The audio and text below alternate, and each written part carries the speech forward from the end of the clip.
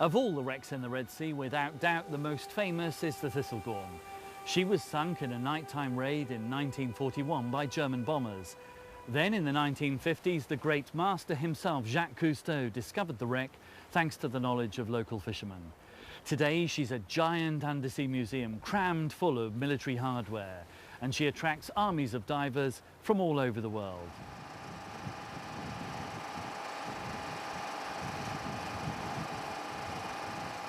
Not surprisingly, the popularity of the Thistlegorm means the dive site is often crowded with boats.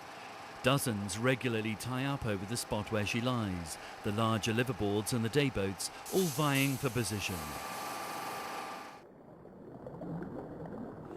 We are moored with our bow line is moored to the bridge area, yeah, the port side bridge area. So the wreck, if you could see maybe some saw from the top, you can see it, yeah. So our bow line is by the bridge, and that's why we were seeing the funnel area and this corrugated metal area. If you look, like this, like a piece of corrugated metal. This is the former deck that was up here when there was the explosion. It went back. So the more experienced dive guides know the story of the Thistlegorm well. For many years, British ships going up and down the Suez Canal were still taking their hats off and paying their honors in this area when they were passing. This wreck was transporting all kinds of war material, as I said this morning, up to the troops of the British troops in North Africa. So today, conditions just north of Shag Rock are ideal, though such is the huge attraction of this World War II wreck. She's dived all year round, almost regardless of weather.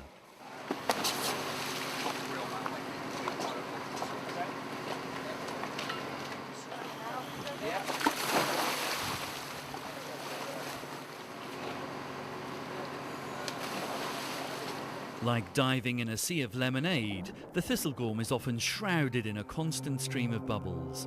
She is, after all, one of the great wrecks of the world. It's easy to see why. Not only is the Thistlegorm bedecked with a fascinating array of historical artifacts, she's also upright and rests in just over 30 meters of water.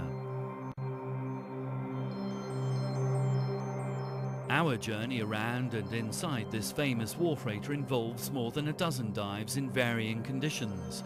There's always more to see, more to investigate.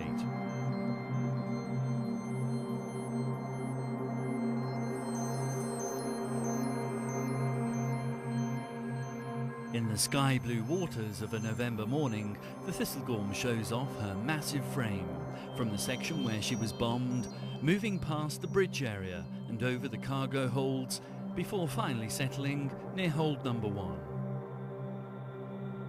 It's in these holds that the great ship houses some of her greatest attractions, where divers are drawn like magnets to marvel at the vast supplies which had been bound for the British 8th Army in North Africa in the early years of the Second World War.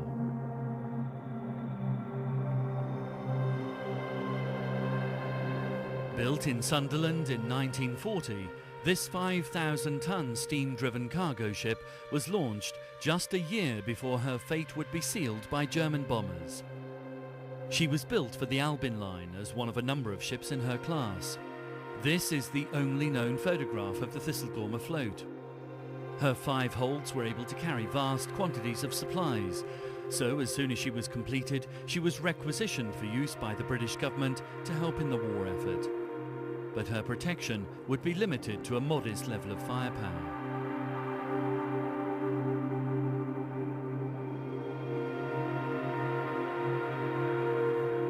Today, it's easy to navigate around her bulk, the scars of battle all too apparent.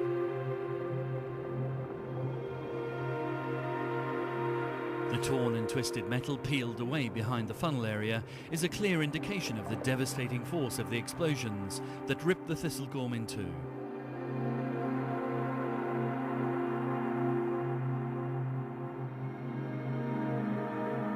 As a wreck dive, she's basically divided into two.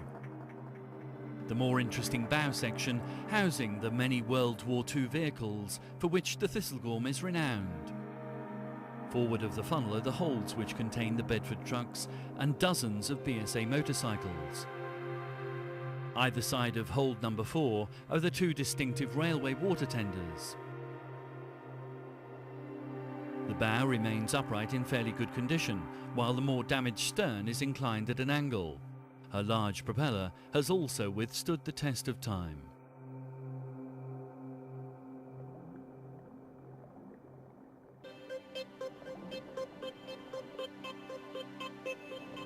Dropping down onto the stern section is a wreck diver's dream, especially when the visibility's this good. When the pioneering Jacques Cousteau first laid eyes on the Thistlegorm in the early 1950s, he must have marvelled at the sheer scale of discovery and sense of history. Cousteau would have also enjoyed the privilege of seeing the wreck almost undisturbed since the war.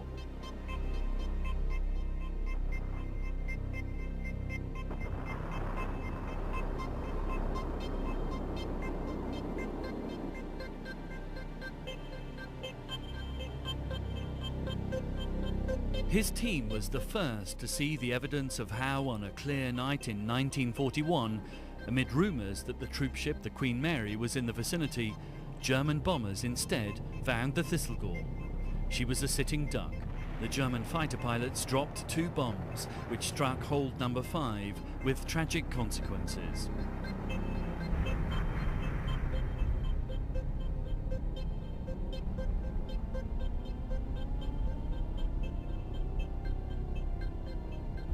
Nine men lost their lives in the attack, which caused massive explosions, which in turn lit up the sky, giving away the location of another British vessel, the Rosie Moller.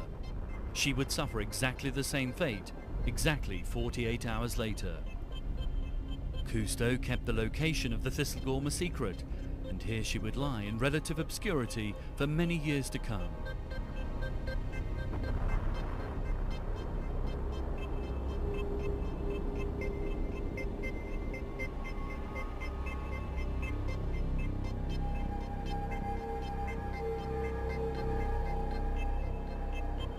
In this time, the wreck became a haven for marine life, providing a platform for soft and hard corals, shelter for smaller creatures, and an obvious food source for larger fish, like the big schools of barracuda that swirl around the Thistlegorm, or the hungry jacks that patrol her decks in search of prey. It wasn't until the early 1990s that one of the Red Sea's greatest secrets was uncovered for the second time. Now this giant casualty of war is on show for all to see.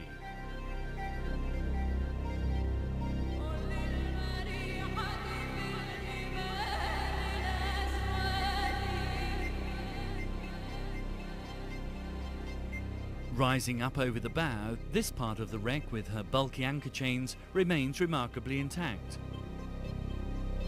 But it's deep inside the holds that we find her valuable cargo of war merchandise trapped in time.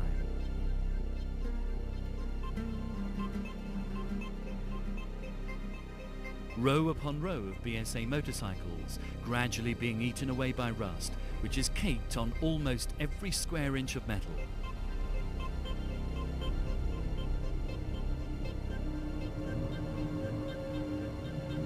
Unfortunately, some divers have been unable to resist either vandalizing these underwater museum exhibits or plundering them for souvenirs, basically anything small enough to remove as a trophy of their dive.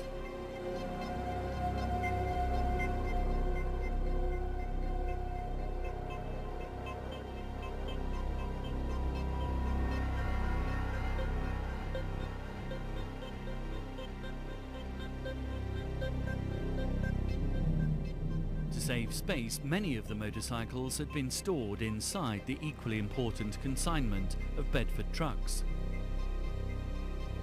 These World War II trucks, including about a dozen Matador lorries as well as the cars, have hardly shifted since being loaded in Glasgow all those years ago. They'd had to come the long way round via the African Cape because the Suez Canal was closed.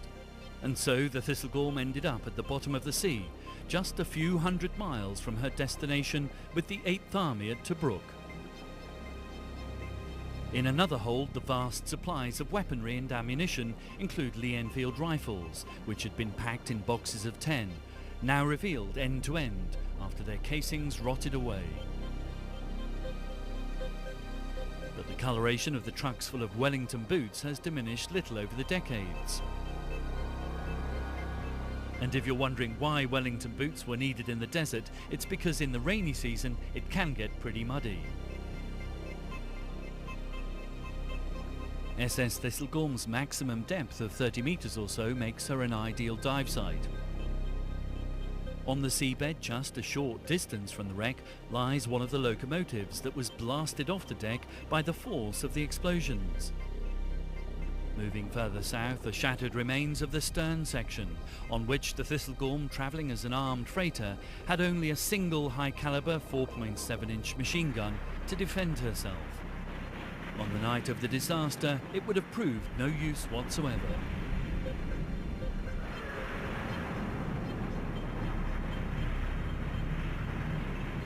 The ship's large propeller sits proudly on the seabed, barely affected by the passage of time, which, with every year, sees the reputation of this mighty vessel grow in stature because of the increasing popularity of diving.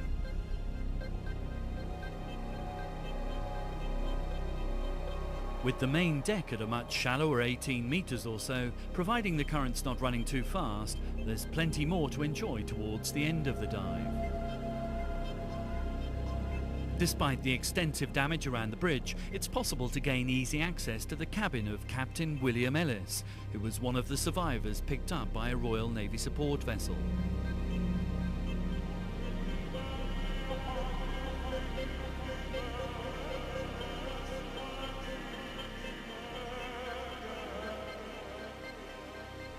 It's easy to understand why the Thistlegorm now holds a special place within the diving world. She has all the trappings of a bygone era whose story continues to touch our deep-rooted sense of adventure and discovery.